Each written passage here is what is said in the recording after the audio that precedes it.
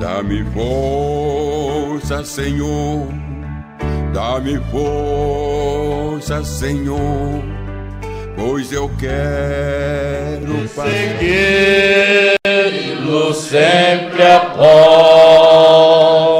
Cessará no céu o pranto, pois não haverá mais dor. E ouvir-se-á o canto dos remidos do Senhor. Se Jesus é meu guia, o caminho hei de trilhar. Quem assim em Deus confia, lá no céu há de chegar. Cessará no céu o pranto, pois não haverá mais dor. E ouvir-se-á o canto dos remidos do Senhor. Inclinemos nossa cabeça. Graças a Deus.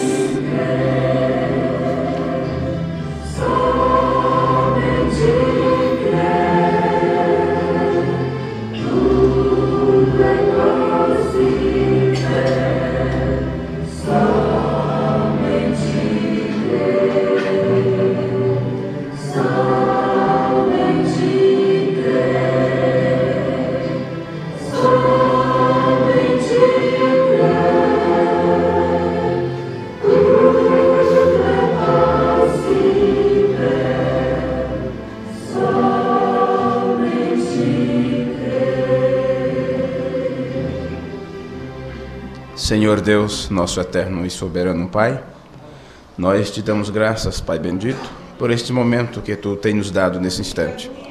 Como uma dádiva Tua, um presente Teu para nós, estamos juntos neste lugar que o Senhor designou para estarmos juntos, Pai. Não que tenhamos tanta necessidade de um lugar como este para Te adorar, porque na verdade temos que Te adorar e Te louvar e Te bendizer em todo o tempo.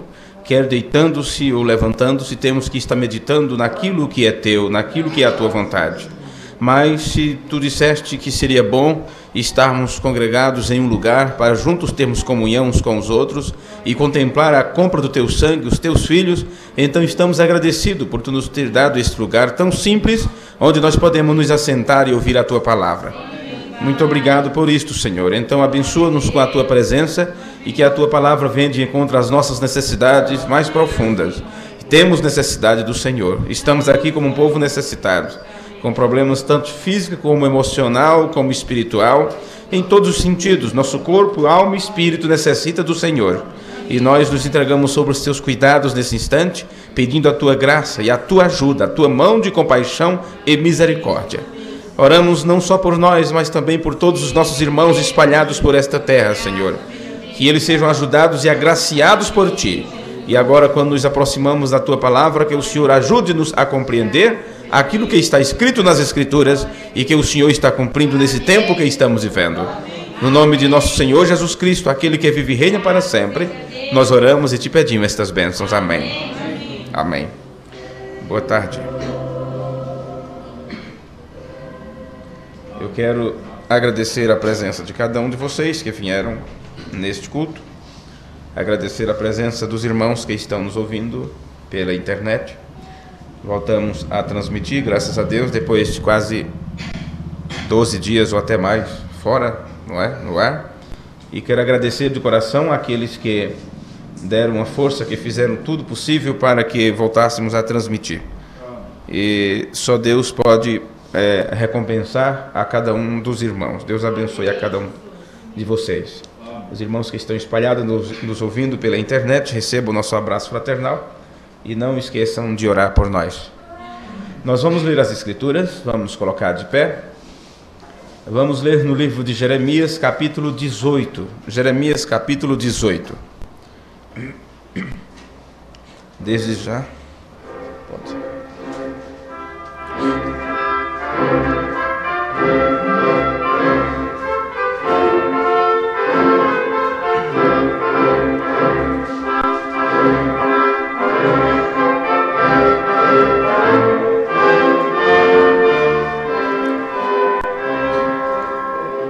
A palavra do Senhor que veio a Jeremias, dizendo: Levanta-te e desce à casa do oleiro, e lá te farei ouvir as minhas palavras.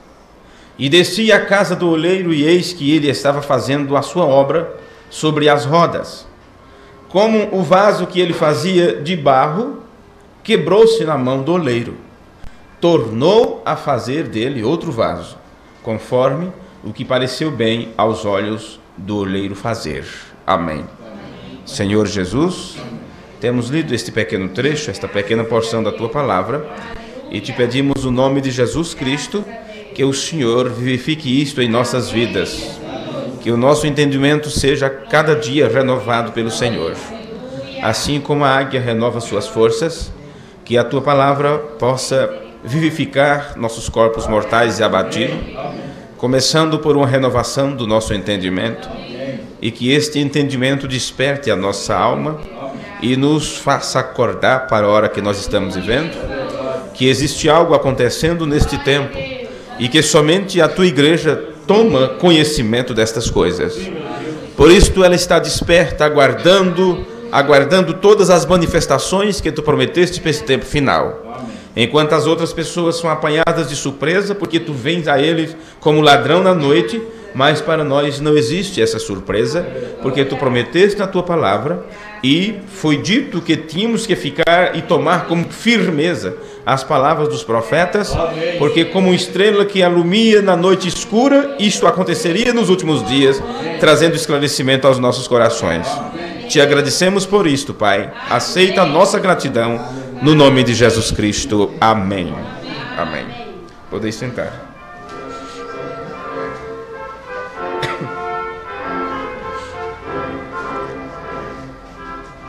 Desde já eu peço as vossas orações pela viagem que eu farei no próximo fim de semana, onde estarei indo a Florianópolis, conversar um pouco com os ministros dali. E peço as orações de vocês para que, ao abrir da nossa boca, possa a palavra de Deus ser manifesta às pessoas. E eu trouxe alguns CDs, mas em MP3, a respeito desta série sobre o livro de Josué, para aqueles irmãos que podem, que tem em casa como ouvir MP3. E foi um incentivo para que eu também deixasse à disposição de vocês, daqueles que também têm, alguns irmãos. E os irmãos que não têm, só ouve CD normal, não é? Como dá um pouco de mais trabalho, porque é um de cada vez, vão ter que ter um pouquinho de paciência. E assim que eu puder, eu deixarei disponível. Às vezes são coisas tão simples, né, na nossa imaginação, mas vocês não imaginam a responsabilidade que tem por trás de fazer um trabalho como este. Às vezes, porque você não para, sempre. É a mesma coisa de você lavar a louça todos os dias, sempre vai ter para lavar. Então, quem cuida de uma obrigação como esta, nunca fica sem o que fazer. Se você passar a semana inteira trabalhando, tem a outra semana para fazer. Então, é um serviço que não cessa, não para. E isto acumula preocupações, estresse e tanta coisa. E a gente imagina porque o irmão Brano, às vezes, passava um mês inteiro por cima das montanhas, em viagem de caça, e as pessoas pensavam que ele ia ali para matar animais, quando na verdade ele ia para descansar. Então, quando não temos isto, às vezes queremos descontar isto na igreja, queremos descontar nas pessoas, e quem mais sofre é quem está mais próximo, como nossos familiares, não é? Esposa, filhos. E graças a Deus eles têm tido tanta paciência comigo, porque às vezes nós nos tornamos tão irritados que não é fácil, não é brincadeira. E Deus sabe, né, de como ficamos, não é? Às vezes você pensa que é simples, mas não é simples, porque estamos tratando de coisas tão sérias, e é complicado quando você percebe que às vezes tem pessoas que não encaram isto com seriedade ou pensa que estamos que é para brincar de igreja, quando na verdade não estamos. E vocês que acompanharam os nossos estudos sabem perfeitamente que nós viemos conversando a respeito desta trajetória do povo de Israel, não tanto quanto eu gostaria de ter falado, porque teríamos que passar por várias outras mensagens que nós nem sequer temos ainda em mãos, né? Pelo menos eu tenho, mas a igreja não tem. E como Israel no Egito, Israel no Mar Vermelho, Israel diante da serpente de bronze, são muitas coisas. Então nós tocamos apenas em pontos mais sobressalientes na trajetória, aquilo que correspondia para o nosso despertamento nesses últimos dias, porque nunca ficou tão claro, tão evidente o que Ron Branham disse a respeito de Israel saindo do Egito como um tipo perfeito da noiva saindo da denominação. E isto, neste tempo final, no estudo desta série sobre o livro de Josué, isso tem ficado muito evidente para nós e tem nos chamado a atenção para muitos pontos. Como eu dizia hoje para a irmã, as outras séries de mensagens tocam em pontos doutrinários, em assuntos quanto à doutrina, na nossa forma de crer.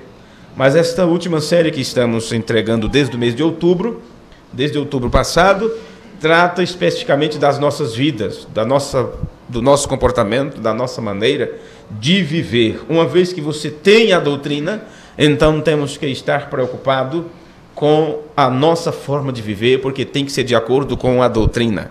Não adianta termos a revelação ou acharmos que temos a revelação e não vivermos de acordo com esta revelação.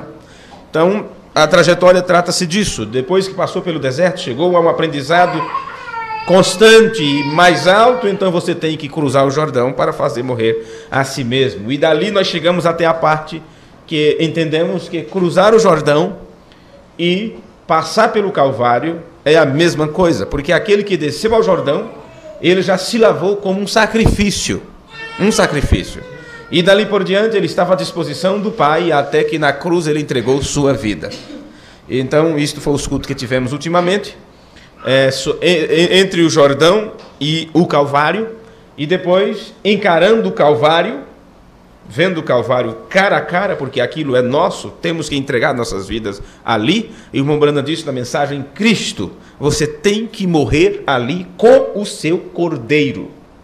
O que era diferente na trajetória de Israel, que eles pegavam o cordeiro do sacrifício, levavam para o sacerdote, e lá o cordeiro era sacrificado, era degolado, imolado, e simplesmente o pecador colocava a mão sobre aquele cordeiro enquanto ele estava balindo, falando numa língua estranha ali, incompreensível, e ali o pecado, não é, era passado para aquele substituto, mas a vida do animal não podia voltar para o pecador, e por isso ele saía dali com desejo de pecar.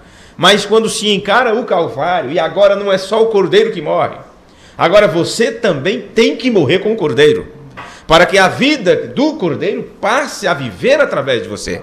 Vê? Então, claro que nada mais justo do que agora entendermos um pouquinho sobre a casa do oleiro. Porque se você aprende que cruzar o Jordão é fazer morrer a si mesmo, isto é um vaso que se quebra, que realmente tem que ser espatifado e tem que ser levado para o tacho fervente, para que aquilo derreta tudo e se faça de novo. E Deus chamou o profeta Jeremias e disse: a palavra do Senhor agora virá a ti lá na casa do oleiro. O que é que eu vou buscar na casa do oleiro? Que lá tem apenas um homem todo sujo, com as mãos meladas do barro, da argila, naquelas rodas, naqueles aparelhos ali rústico. E aquilo simplesmente fica se movimentando em uma velocidade constante, enquanto ele modela o barro ou a argila com as suas mãos. E Deus disse: levanta-te e desce à casa do oleiro, e lá te farei ouvir as minhas palavras. Então você tem que descer à casa do oleiro. Vamos fazer isso nesta noite, aprender um pouquinho sobre isto. Caso contrário, você não sabe o que é encarar o Calvário, não sabe o que é cruzar o Jordão, e você tem que saber que é na casa do oleiro, onde você sente que realmente sua vida está despedaçada, nada daquilo importa, nada daquilo vale, e você tem que dizer agora: torna-me a fazer uma nova criatura. Como eu desci à casa do oleiro, e eis que ele estava fazendo a sua obra sobre as rodas, como o vaso que ele fazia de barro quebrou-se na mão do oleiro, tornou a fazer outro vaso. Com o quê? Com o mesmo barro. Outro vaso, conforme o que pareceu bem aos olhos do oleiro fazer. Então, quem sabe, a forma daquele vaso antes era meio arredondado, e ele agora, depois que aquilo quebrou-se tudo, ele fez ali de uma forma oval. As Escrituras dizem de acordo com o que ele gostou, da forma que ele pensou fazer. O que pareceu bem a seus olhos, ele fez. Então, depois que isto é feito de novo, o vaso não tem que reclamar: por que me fizeste assim? E você sabe que eu estou falando sobre as Escrituras, eu estou no livro de Romanos. Não sei se vocês estão lembrados disso. Amém. Não é mesmo? Que aquele que tem o poder sobre o barro, sobre a argila, pode fazer dali o vaso da forma que ele quiser fazer. Então, vamos para um pouquinho para a mensagem. Ainda naquele dia no Calvário, a mensagem aquele dia no Calvário, o irmão Brando nos explica um pouquinho aqui como seria isto. 121, aquele dia no Calvário. Se há alguém aqui nesta manhã que não o conhece como Salvador e gostaria de ser lembrado na oração final, eu estou começando pelo final, né? E gostaria de que este fosse o seu dia no Calvário, pode você levantar a sua mão e dizer: ore por mim, irmão Brana, eu quero conhecê-lo. Mais, Deus te abençoe. Meu irmão aí atrás. Há alguém mais que gostaria de dizer: eu desejo conhecê-lo, eu quero que este seja o dia no Calvário para mim. O que é um dia no Calvário? Morte. Pai, em tuas mãos entrego o meu espírito. Então agora faça da forma que o Senhor quiser fazer. Vê? Qual a necessidade? Eu estou doente e cansado. Qual a necessidade de eu ficar à toa por aqui, com a própria coisa para a qual eu nasci para fazer? Eu nasci para ser um filho de Deus. E aqui estou eu segurando as coisas do mundo. Isto é o quê? É aquele processo de tornar-se pessoa que nós já aprendemos em cultos passados sobre sentir, pensar e agir. Aqui a pessoa torna-se consciente do seu estado. Eu nasci para ser um filho de Deus. E por que será que eu estou segurando em minhas mãos aquilo que não presta, aquilo que não é de um filho de Deus, aquilo que é do mundo? Porque a Bíblia diz que o filho de Deus tem que ter o caráter de Deus, tem que manifestar, refletir a essência do Pai. Mas porque eu, como filho de Deus, estou fazendo exatamente o que Deus diz para não fazer. E quando vem a correção, o que eu faço? Eu saio pela tangente e não aceito a correção de Deus. Puxa, será que poderíamos pensar no nosso dia a dia, na nossa vida constante, quais são as coisas que estamos segurando, que são do mundo e não do reino celestial? Às vezes eu gostaria de entrar em tantos detalhes, mas se o fizesse, entraria por vários outros assuntos, por várias outras coisas, e não concluiria cada assunto desse que eu acho que teria que ser o principal. Mas diga-me, você como filho de Deus, pense agora no filho pródigo, imagine-se no lugar dele.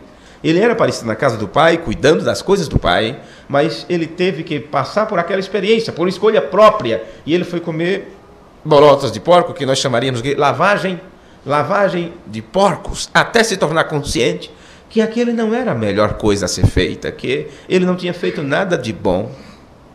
E será que temos que avisar para as pessoas? Será que temos que avisar para os nossos jovens constantemente? Eu lembro que há muitos anos atrás, um ministro, amigo nosso, que já partiu para o Senhor, em um culto de perguntas e respostas, ele disse: olha, não me venha mais com perguntas sobre namoro. Quem lembra disso? Quem estava? Não me venha mais com perguntas sobre namoro, sobre noivado, sobre casamento, porque isso está muito batido. Mas foi dito e feito. Só saiu perguntas sobre namoro. Agora, quem fez as perguntas sobre namoro? Resolveu a resposta que recebeu? Não. Todas tiveram um namoro irregular. Então por que alcançar o ministro com essas perguntas? Se não vai fazer aquilo que é dito para ser feito. Se vão continuar exatamente como as pessoas do mundo. Se as moças da mensagem oram constantemente: Senhor, Senhor, qual é? Me aponta, me dá um sinal. Eu preciso de uma esposa. Aliás, de um esposo. As moças, as irmãs. Mas os moços estão olhando para as moças do mundo e vão lá fora e casam-se lá fora. E elas ficam pedindo a Deus. E onde está esse jovem também que não está orando pedindo? A mesma coisa as moças. Você sabe quantos rapazes estão orando, clamando, chegou a idade do casamento, passou a idade do casamento, e estão, Senhor, o que faço? Eu preciso de uma que tenha caráter, porque quantas vezes se leu a mensagem, casamento e divórcio, escolhendo a noiva, união invisível da noiva, todas essas coisas. Mas por que será que quando se chega neste momento, não se encontra aquilo que se almeja? Porque elas também estão buscando lá fora. Poderia entrar aqui sobre os casais, sabe? E sobre tudo possamos imaginar. Porque o estudo sobre Josué e Efésio trata-se disso. De nos conscientizarmos da condição na qual estamos. E é isto que eu estou vendo aqui na mensagem, aquele dia no Calvário. Qual a necessidade de eu ficar à toa por aqui com a própria coisa para a qual eu nasci para fazer? Eu nasci para ser um filho de Deus. E aqui estou eu segurando as coisas do mundo. Deus, que eu possa ser crucificado hoje. Que eu possa crucificar hoje mesmo minhas ideias. Que eu possa viver com Cristo e viver para os outros. Não importa o que eles fazem para mim, se criticam de mim, me perseguem, dizem todo mal contra mim e coisas que eu possa andar humildemente, manso como um cordeiro, como ele foi. Ele prometeu que algum dia me levantaria outra vez dos últimos dias. E eu estou esperando por aquele dia. Vê. Na mensagem, eu sei. Esta foi a mensagem que ele pregou no domingo de Páscoa. 17 de abril de 1960. Mensagem, eu sei. O irmão Branham disse. E eles têm que ter uma crucificação, sabe? Antes de você poder ter uma ressurreição. Antes da igreja alguma vez ser capaz de ver o poder da ressurreição, antes mesmo de eu poder ver um novo ministério acontecendo, antes mesmo de você poder entrar em um novo companheirismo com Deus, tem que haver uma autocrucificação. E ora, então não quer dizer que você vai esperar que alguém te crucifique. Trata-se agora de uma autocrucificação. Porque você pede por isto. Você caminha até o Jordão para isto. Se atravessar o Jordão significa fazer morrer a si mesmo. Isto é uma autocrucificação. Paulo disse, eu crucifico o meu corpo. Crucifica a carne, minhas paixões. Veja. E foi o que Jeremias fez. Se ele queria ouvir a palavra de Deus, ele teve que descer até a casa do oleiro. Você tem que ir com seus próprios pés, você tem que tomar a sua decisão e não vai esperar que alguém diga, faça. Você tem que fazer isto. Não adianta os pais ficarem sugestionando os filhos, obedeça, vá para a igreja, aceite, se batize e faça isto e faça aquilo. Enquanto eles não tiverem experiência com Deus, eles apenas estarão sendo levados pelo cabresto. Mas a partir do momento que seus dentes crescerem e eles conseguirem torar o cabresto no dente, então já era, sai na disparada e não tem quem segure. Porque na realidade o homem não passa disso. Animais irracionais, a menos que ele receba a natureza daquele animal que é o mais puro e o mais limpo, a pomba e o cordeiro. Autocrucificação. Tem que haver uma autocrucificação. Isso significa crucificação de si mesmo. Para que então dali possa vir uma ressurreição. Nós temos que morrer para os nossos próprios pensamentos. O que você pensa? Morrer para as nossas próprias maneiras. Mas nós não queremos mudar nossa maneira. Olha, eu sou assim mesmo, viu? E ainda dizemos assim, Deus conhece meu coração. Eu sou uma pessoa irritada, eu sou uma pessoa que não leva desaforo para casa. Essas são nossas maneiras? Isso tem que morrer. E tal, quando me fala eu já quero então responder, pisou no meu carro, já era. Isso tem que morrer. Isso é carne, é sentimento carnal. Isso é um arrazoamento, uma razão. Eu tenho razão, eu tenho razão, eu tenho razão. Todo mundo tem razão. Todo mundo está coberto de razão. Que seja o PT do B, o TTT, seja o que for, todos eles dizem que têm razão. E tem o melhor plano para as pessoas. Todas as igrejas dizem que tem razão. Todos os grupos dentro da mensagem dizem que tem razão. Todas as pessoas têm suas próprias razões. E enquanto tudo isto não morrer, esta fonte da vida não estará ainda fluindo através dessas pessoas. Vamos continuar aqui mais um pouquinho. Nós temos que morrer para os nossos próprios pensamentos, morrer para as nossas próprias maneiras, morrer para tudo que está ao nosso redor, passando por provas e tribulações, para que possamos ver uma nova ressurreição, uma nova vida. O que é isto? Um novo vaso sendo moldado. Amém. Antes de um pecador alguma vez se tornar um cristão, tem que haver uma morte, então a ressurreição. Eu li a mensagem, eu sei, parágrafo 61. No sermão, o Deus que é rico em misericórdia, do dia 19 de janeiro de 1965, no parágrafo 40, nós encontramos essas palavras. E nós estávamos falando outra noite sobre a semente, sobre que a semente deve morrer. Então, isso aqui, vocês lembram, já lemos esse parágrafo ontem, antes. E tudo em volta daquele germe de vida não deve apenas morrer, mas apodrecer. Se não apodrecer, ela não pode viver. E o apodrecimento é completamente aniquilado, terminado. E até que cheguemos a um ponto em que nossas próprias ideias e nossos próprios pensamentos tenham completamente se ido e apodrecido, distante de nós, então o germe de vida pode começar a viver. O que está ao seu redor tem que chegar não só a morrer, mas também a apodrecer. Que aquilo sirva de estrume para a vida que brota dali. Na mensagem, senhores, queríamos ver a Jesus. O irmão Brana disse, agora eu vou encerrar dizendo isto, apenas estas poucas palavras. Minha mensagem de Natal é, que ele pregou 24 de dezembro de 61. Minha mensagem de Natal é, deixe-me dirigi-los hoje à noite até a cruz. Amém?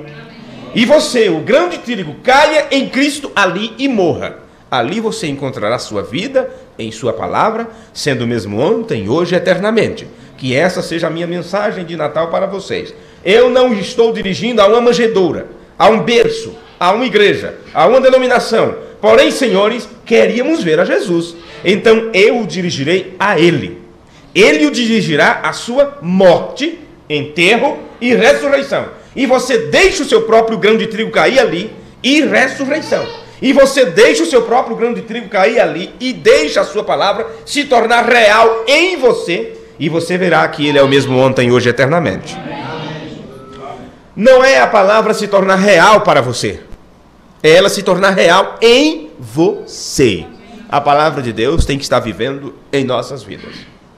Então, para entrarmos aqui nesse assunto sobre entrar na casa do oleiro, eu quero passar mais essa citação, repetir pela terceira vez. A mensagem Cristo. Ele disse, todo crente que vem a Cristo deve chegar à mesma cruz de abnegação e morrer ali com o cordeiro, ou seja, com seu cordeiro.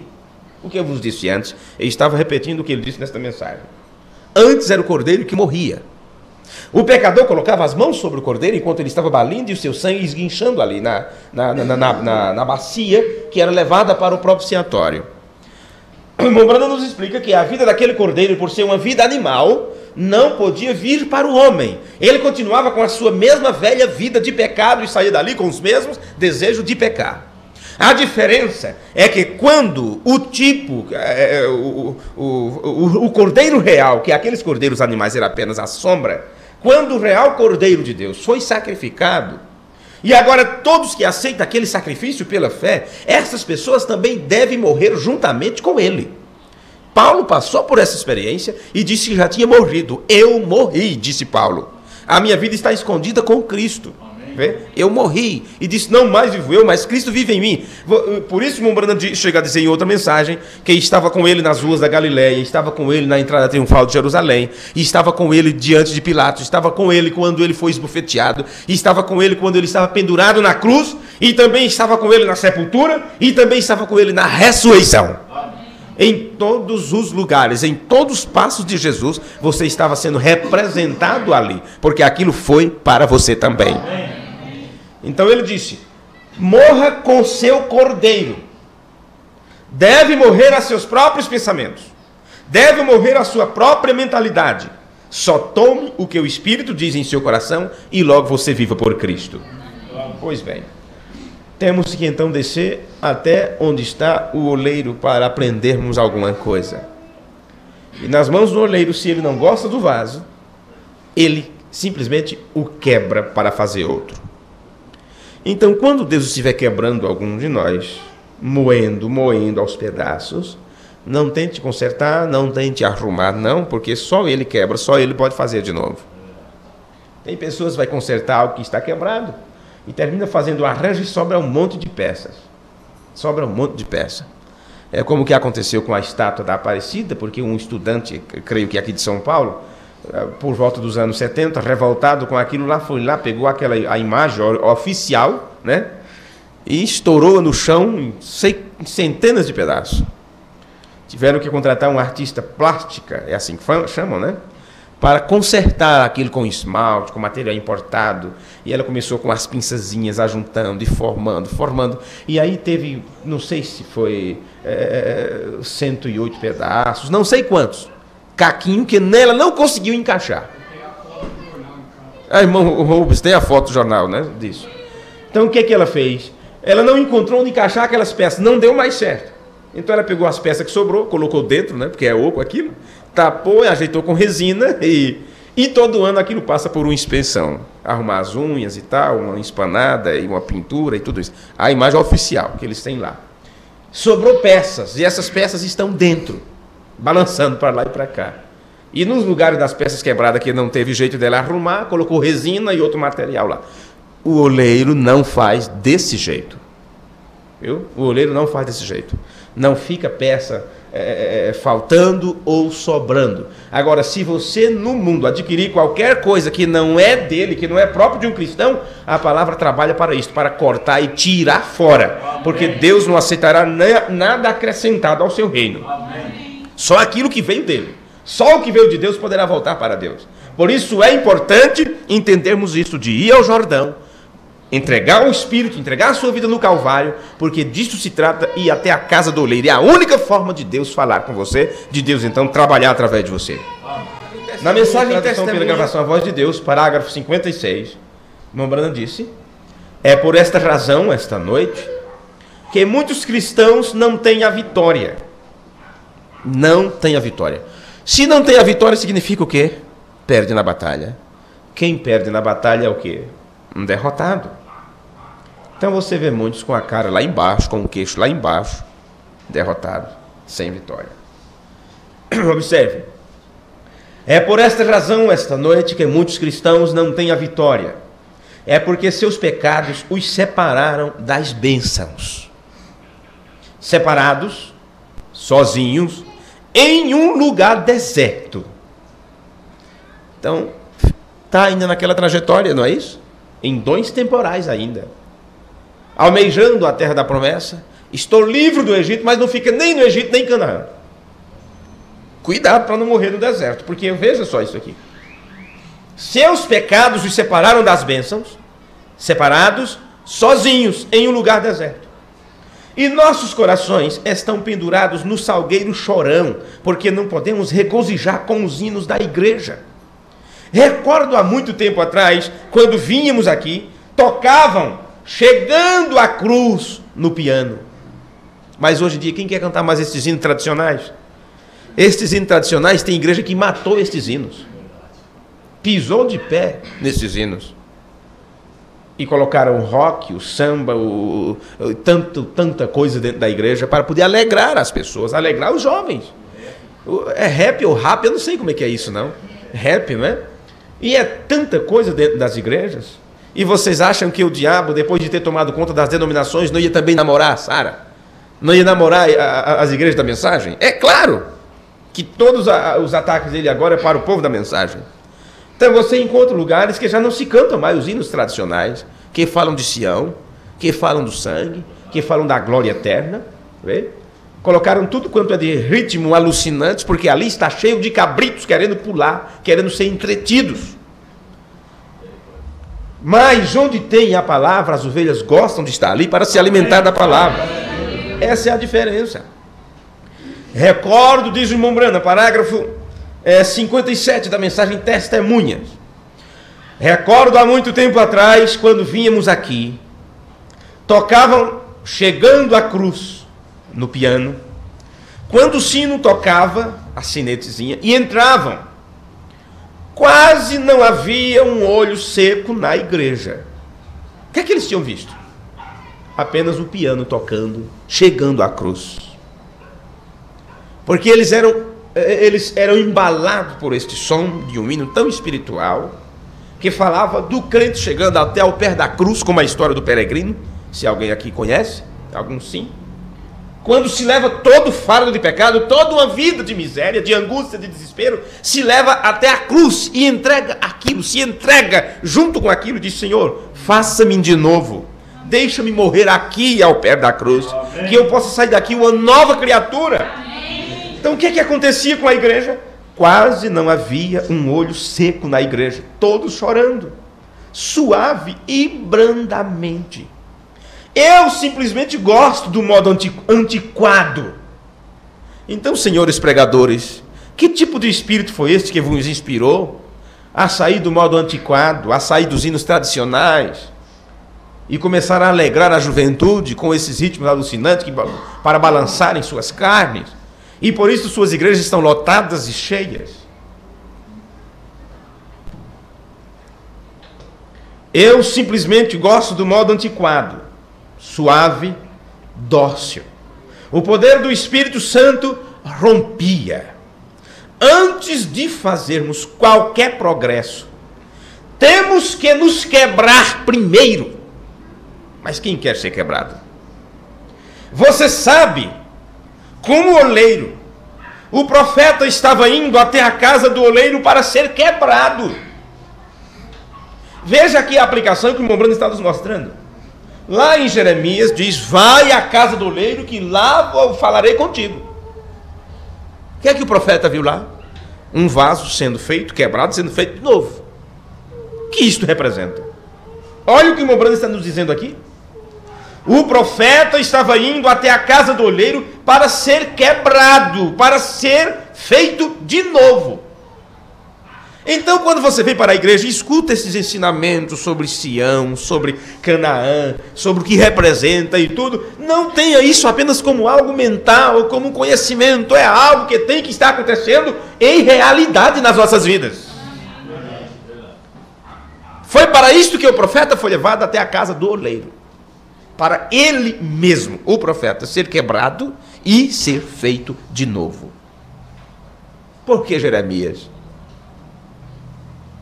Parece que a vida foi muito injusta com o profeta Jeremias. Nada deu certo para ele. Tudo o que ele queria foi negado. Foi-lhe negado família, esposa, filho, um lar, um lugar, um púlpito onde pregar. Ficava no calabouço meses e meses e anos seguidos. Calabouço, quer dizer, no poço do palácio, quer dizer, onde o esgoto corria, onde passavam os esgotos com ratos e tudo quanto é de coisa nojenta lá. E que se não tivesse alguém que tivesse visto onde foi jogado, ele nunca mais poderia ser encontrado até morrer lá esquelético. Mas era sustentado com pão seco e bebendo aquela água suja. A vida parece foi tão injusta como o profeta. E tudo isto Deus deixou aquele homem passar, mostrando os acontecimentos para que o povo de Israel despertasse para a palavra do Senhor. E agora, por que será que o profeta tinha que ir para a casa do oleiro? Ele procurou obedecer à vontade de Deus, mas para que ele pudesse obedecer à vontade de Deus, tinha que ser desprovido de seus próprios pensamentos. Já aprendemos aqui, o irmão Branda falando, ideias, pensamentos, tudo ao redor deve morrer. E ele foi levado para ele ver o que Deus estava fazendo com ele. Você deixa de ser você. Não é apenas uma lavagem cerebral, não. Realmente é arrancada fora a tua mente. É tirada fora a tua mente. Você não pode continuar existindo. Tem que ser Deus existindo através de você. Caso contrário, você ficará brincando com as coisas do mundo, achando que pertence a este mundo, e o diabo constantemente buzinando em teus ouvidos: olha, que é isto? Isso é uma ideia, isso é pensamento, isso é sonho, isso é fantasia. Aproveita, está aí, está tudo mais fácil. E você sabe, se não houver uma quebra, não há como se fazer de novo. Você tem que ser quebrado primeiro. Sérgio Mombrando explicando para mim isso. É como exatamente como o chão. Se você vai ter uma lavoura, o irmão Daí gosta dessas coisas assim que fala da natureza, pega uma coisa assim natural para explicar o espiritual, né, irmão Daí? Veja isto. Se você vai ter uma lavoura, irmão White, tem que quebrar o seu solo primeiro, revirá-lo todo, e então plantar sua semente e ela brotará. Depende do tipo de semente que você planta. Está quebrado, assim enquanto a lavoura está, o chão está todo quebrado, é hora para plantar a semente. Bem, você pensou apenas em lavoura e em grãos, mas quando você sabe que a semente é o quê? A palavra de Deus. E quando foi dito que o semeador saiu a semear e alguma semente caiu em cima do lajeiro, em cima das pedras, na beira do caminho, caiu no meio da floresta, das árvores ali, e não teve como nascer. Jesus explicou isto. E ele disse, aquele que cai, aquela semente que caiu no meio das plantas, da floresta, e não conseguiu sobressair porque as árvores cobriram tudo, disse, é aquele que ouve a palavra de Deus, se alegra com ela, mas os problemas da vida, os afazeres, as preocupações, tapa tudo, não deixa a pessoa ver a luz do sol. E aquilo que foi semeado, a palavra foi depositada lá no seu entendimento, aquela voz que ele ouviu, aquela pregação que escutou, aquele abafado. Então disso trata o quê? Trata da pessoa. Que terreno é este? É o teu próprio entendimento, porque a Bíblia fala teu coração, e você sabe que isto é o teu entendimento. Vê? Então, aquele que caiu na beira da estrada, Jesus explicou tudo isso, está tratando do ser humano. O campo é o mundo. Agora imagine essa semente que é a palavra de Deus, adianta lançá-la sobre o mundo, que ela tem que cair na mente de alguém, ela tem que passar pelos ouvidos de alguma pessoa. Então lembre-se que esse terreno que está sendo aqui revolvido, que o Mambrão está nos explicando, isso está tratando de mim e de você. E ele disse, olha, o chão está todo quebrado, então é hora para plantar a semente. Vê? Parece que está tudo bem para você, está feliz para lá, pulando para lá e para cá, então aquilo não vai causar efeito. Mas quando você estiver bem arriado e sentir a necessidade de se ajoelhar nos pés do altar e dizer, Senhor, tenha misericórdia de mim, eu sou um miserável, eu não tenho sido honesto contigo, eu não tenho feito o melhor que eu sei como fazer como filho teu, eu estou brincando com as coisas do mundo, enquanto não vi esse desejo a você, e você realmente se humilhar diante do oleiro para que ele te faça de novo, enquanto isso não acontecer com as nossas vidas, então a semente é semeada, passa por cima, vai atingindo os corações que estão prontos para ela começar a viver, a se multiplicar, e você vai esperando aí, né? Vai esperando sua vez, que Deus tenha misericórdia e toque em teu coração, ou que você se desperte para a misericórdia, que Ele sempre está, se hoje ouvir sua voz, não endureça o coração, porque às vezes não é Deus que te deixou de falar, é nós que estamos tapando nossos ouvidos para não ouvi-lo. Vamos continuar. Então esses irmãos que se afastam da terra prometida, lá na Babilônia, foram levados porque os seus pecados os haviam separados de Deus. E se eu apenas o suficiente antiquado para crer nesta noite, sou apenas o suficiente antiquado para crer nesta noite, isto. Quer dizer, eu sou antiquado. O suficiente que eu tenho é apenas crer nisto, de uma forma antiquada. Que quando a igreja, ou qualquer indivíduo, começa a brincar, pense numa criança brincando. Mas quando eu era menino, eu brincava como menino, falava como menino, corria como menino, me comportava como menino. Quando é que eu vou ser grande? Quando é que eu vou me tornar adulto? Que os filhos de Deus são esses, parece que nunca chega a um grau de maturidade a ponto de se tornar responsável e cuidar dos negócios do Pai. Vamos ser crianças até quando que temos dado o primeiro passo de justificação pela fé? E onde está o período de santificação que parece que não se completa nunca? E onde está a parte de sermos batizados com o Espírito Santo? Um fogo que queima tudo para que você possa brotar para uma nova vida, para que o Espírito Santo mesmo possa te usar. Onde está isso? Eu sou apenas o suficiente antiquado para crer nesta noite isto, que quando a igreja ou qualquer indivíduo começa a brincar e flertar com o mundo, você terá a mesma experiência, se afastando de Deus, se afastando da verdade. Lembre-se que estas pessoas não eram aquelas que não conheciam a verdade ou não conheciam Deus. Eram pessoas que conheciam a Deus, que amavam a verdade de Deus. Mas quando eles começaram a brincar e a flertar com o mundo, foram se distanciando. Disto se trata um apóstata. Um crente desviado, ele é um apóstata. Aprendemos, e o problema agora, o pior é que isto mexe conosco de tal forma que você não tem onde esconder a cara. Porque quando você deixa a igreja e você deixa de congregar e vai lá para o mundo, todo mundo diz que você está desviado. Mas o irmão Branham disse que muitas vezes nós nos desviamos e continuamos na igreja. Porque cada vez que um filho de Deus está fazendo algo errado e não está vivendo de acordo com a palavra, com aquilo que Deus exige, mesmo na igreja, mesmo na comunhão, essa pessoa está desviada, está desviada.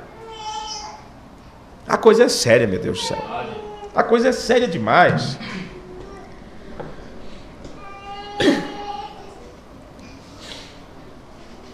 Quando a igreja ou qualquer indivíduo começa a brincar e flertar com o mundo, você terá a mesma experiência, se afastando de Deus, se afastando da verdade. E eu creio nisto, eu sei que é verdade. Amém.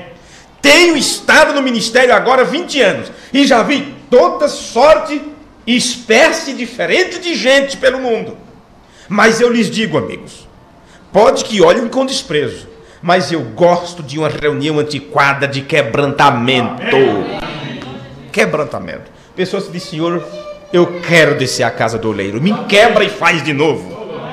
Alguém passou certo dia e disse, enquanto eu estava pregando aqui, disse, aquela mulher, Billy, como podia você pregar e aquela mulher sentada ali atrás com descortesia, chorando e gritando, amém e amém?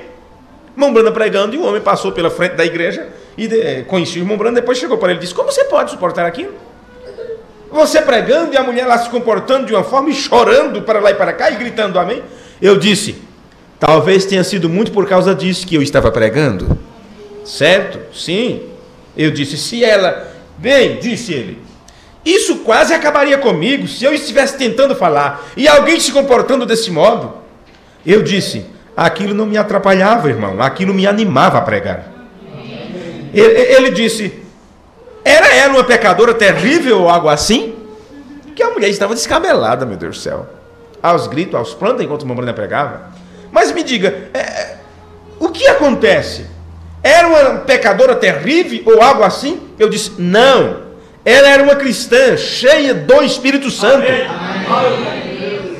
Ele disse, e chorando? Eu disse, sim. A Bíblia diz, aquele que parte andando e chorando, sem dúvida, voltará novamente, trazendo consigo preciosos feixes. Amém. Amém, isto é certo.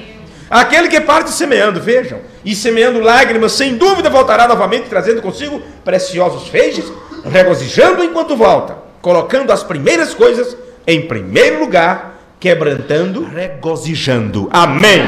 Amém. Isto é muito bom. Isso é muito bom.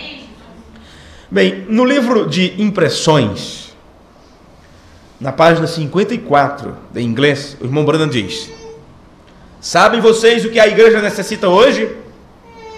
É um quebrantamento. Mas o que estamos fazendo? Eu digo estamos fazendo, nos incluindo no meio de todos. Festas e mais festas. Brincadeiras. Aniversário para lá, aniversário para cá, aniversário do filho do pastor, aniversário da esposa do pastor, aniversário do conjunto, aniversário da irmã fulana e aquela coisa. O Antônio lembra disso? Está lembrado? Fomos em uma igreja uma vez, todos os dias tinha culto, e todo culto tinha um parabéns para você. Sempre era o irmão, era a irmã, era um sobrinho, era a família e tal. Sempre vinha pessoas na frente para cantar parabéns, e aquela festa e aquela alegria. Movidos pelo barulho da bateria, da música alucinante, do ritmo que não tem nada a ver com mensagem, não tem nada a ver. Por que será que as pessoas gostam tanto disso? E não vê que estão flertando com o mundo?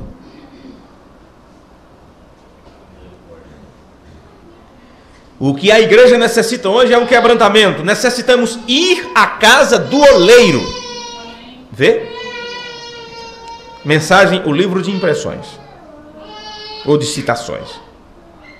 necessitamos ir à casa do oleiro. Às vezes nossas teologias engomadas, caseiras, não funcionam tão bem. O que necessitamos é um quebrantamento antiquado, a antiga, um arrependimento em nossos corações. Necessitamos amolecer para Deus. Amém. Porque estamos muito duros às vezes. Deus fala, Deus fala, Deus fala, e nós nos colocamos duros, inquebráveis, inflexíveis. No sermão Os Ungidos dos Últimos Dias, no dia 25 de julho de 1965, pela tradução aqui da palavra original, é o parágrafo 275. Acredito que o irmão Bruno aqui estava orando, onde ele diz: limpa nosso coração, Senhor, de toda imundícia do mundo. Senhor, eu me apresento pronto, veja, purificação. Eu me encontro pronto com esta igreja e com todos os que estão escutando hoje, e quem quer que seja que escute esta fita. Eu me apresento, Senhor, e peço purificação. Senhor, leva-me à casa do oleiro e quebra-me. Amém. Forma-me um servo que tu desejas. Você vem para a igreja para quê? Para ouvir a palavra de Deus, não é? Então tenha isto como a casa do oleiro. Se ele é o dono do barro, da argila, ou seja, do que for, ele sabe a melhor forma de nos fazer. Talvez éramos pessoas tão altivas, com a resposta na ponta da língua, mas não é esse tipo de vaso que Deus quer usar. Talvez Ele quer usar uma pessoa bem humilde, bem simples, com poucas palavras. Ou vice-versa, que seja de acordo com a vontade dEle. Veja a oração, o pedido de irmão Brana: Senhor, leva-me à casa do oleiro e quebra-me. Forma-me um servo que tu desejas, porque, Senhor Jesus, eu sou um homem de lábios imundos. Agora, isto não é, irmão Brana, simplesmente repetindo-se o livro de Isaías, repetindo o livro de Isaías. Ele estava falando a sua sinceridade diante de Deus. Caso contrário, ele não teria dito em outros sermões: o meu maior inimigo chama-se William Brana. Caso contrário, ele não teria dito em outra mensagem: eu peco centenas e milhares de vezes por dia, por atos, palavras e pensamentos. Sou um pobre, miserável pecador como qualquer um de vocês, e a cada dia necessito da graça e da misericórdia do Senhor Jesus. Então, quando ele está citando as Escrituras em sua oração, ele não está apenas repetindo as palavras de Isaías ou Jeremias, Isaías mesmo. Mas veja: forma-me um servo que tu desejas, porque, Senhor Jesus, eu sou um homem de lábios imundo, como clamou Isaías. Ele se coloca na mesma situação que estava Isaías, com lábios imundos, morando com um povo de lábios imundos. E ai de mim, porque eu vejo a revelação de Deus manifesta. Este foi o clamor de Isaías, foi este. Isaías, quando ele disse: no ano que morreu o rei Uzias, eu vi o Senhor no seu santo templo, e os seus séquitos angelicais o seguia, e as muralhas do templo, as estruturas abalou com a sua presença, e os querubins ao seu redor clamando: santo, santo, santo é o Senhor. Então, quando Isaías contemplou aquela formosura, ele disse: ai de mim que sou pecador, ai de mim que sou imundo. Mas o que acontece? Quando nós encontramos com a revelação de Jesus Cristo, agora sim, meu Deus do céu, isto é para nos trazer quebrantamento, isto é para nos colocar mais humilde, isto é para tomarmos mais cuidado com as nossas vidas, com as nossas palavras, com as nossas atitudes. Lembre-se por que o irmão Brando está orando aqui, por que e como. Ai de mim, porque eu vejo a revelação de Deus manifesta.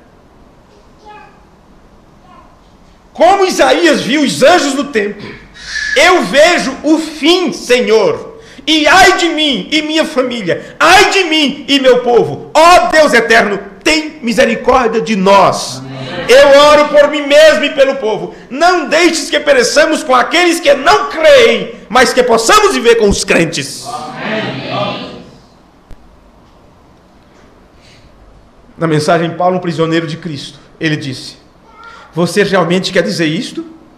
Eu quero ser um prisioneiro. Toma-me, Senhor. Toma-me até a casa do oleiro nesta noite. E quebra-me todo e molda-me outra vez. tudo a ti, meu abençoado Salvador. Eu me rendo todo. Eu acredito que eu não teria que falar mais nada. Irmão Deneval, por favor, faça esta oração final. Que a graça do Senhor esteja com cada um de nós. Bondoso Pai Celestial, estamos muito gratos, ó Pai, pela Tua palavra, Senhor. Não somos merecedores, ó Deus, de nada, Pai, mas pela Sua misericórdia, Senhor, estamos aqui, ó Pai, para ouvir a Tua palavra. Ouvimos o que o Senhor tem nos dito, Pai, e está guardado em nossos corações, Senhor. E, ó Pai, que o Senhor nos ajude, Senhor, que possamos colocar em ação, não somente guardar, Pai, mas colocar em ação, Senhor, que o Senhor continue nos ajudando e abençoando, Pai, nesse caminho, Senhor. Colocamos desde já, Senhor, a viagem do pastor, que o Espírito Santo do Senhor possa o conduzir, ó Pai. Use mais uma vez este homem, ó Deus, como o Senhor sempre tem usado, ó Pai. Leve-o de volta e traga-o de volta seguro e protegido, Pai. E cada um que estará, Pai, nessas viagens, Pai, colocamos em Tuas mãos. Abençoe cada um, ó Deus. Leva-nos de volta aos nossos lares, ó Pai. Que o mesmo Espírito Santo que nos trouxe possa nos levar de volta, Pai. Te agradecemos, Pai, por este alimento, Senhor. No nome do Senhor Jesus Cristo, que o Senhor tenha misericórdia de cada um de nós, ó Pai. Te damos graças. Amém, Deus vivo. Amém. Ainda com nossos olhos fechados, vamos dizer todos juntos assim: eu quero ser Senhor amado, como um vaso nas mãos do oleiro. Quebra minha vida, me faças de novo. Eu quero ser, eu quero ser